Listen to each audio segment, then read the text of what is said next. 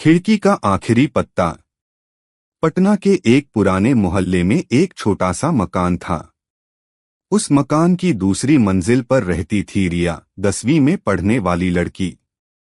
पिछले कई महीनों से उसकी तबीयत ठीक नहीं थी।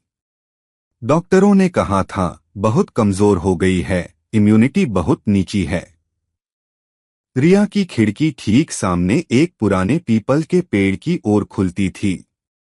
पेड़ पर हर साल सर्दियों में पत्ते झड़ने लगते थे। रिया को दिन भर उसी खिड़की से बाहर देखने की आदत हो गई थी। एक शाम उसने अपनी छोटी बहन मिया से कहा, देख मिया, इस बार सिर्फ एक पत्ता बचा है। जब तक ये पत्ता नहीं झड़ेगा मैं ठीक हो जाऊंगी।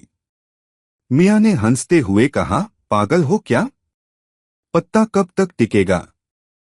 हवा चलेगी तो गिर जाएगा। पर रिया की आंखों में एक अजीब सी उम्मीद थी। वो रोज सुबह उठकर सबसे पहले खिड़की खोलती और देखती, वो आखिरी पत्ता अभी भी डटा हुआ है। दिन बीतते गए। सर्दी और गहरी हो गई। रातें ठंडी और लंबी होने लगीं। एक रात तेज हवा चली। बिजली चली गई। अंधेरे में रिया ने डरते डरते खिड़की की ओर देखा। टॉर्च की रोशनी में उसे लगा कि पत्ता अब भी वहीं है। अगली सुबह जब सूरज निकला, रिया ने फिर खिड़की खोली। पत्ता गायब था। उसके सीने में कुछ देर तक सन्नाटा रहा। फिर आंखों में आंसू आ गए। उसने धीरे से कहा, बस हो गया, अब मैं हार गई। पर उसी शाम डॉक्टर आया। उसने रिया की जांच की और मुस्कुराकर मां से कहा, अद्भुत है। आज सुबह से उसकी रिपोर्ट में सुधार दिख रहा है। इम्यूनिटी बढ़ रही है।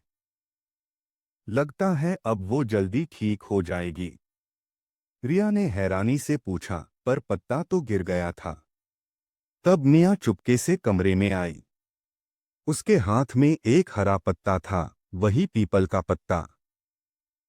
मियाँ ने धीरे से कहा, दीदी, वो पत्ता मैंने कल रात हवा के डर से रस्सी से बांध दिया था। मैं नहीं चाहती थी कि तू हिम्मत हार जाए। रिया ने मियाँ को गले लगाया। दोनों बहनों की आंखें नम थीं। उस दिन रिया ने समझ लिया, असली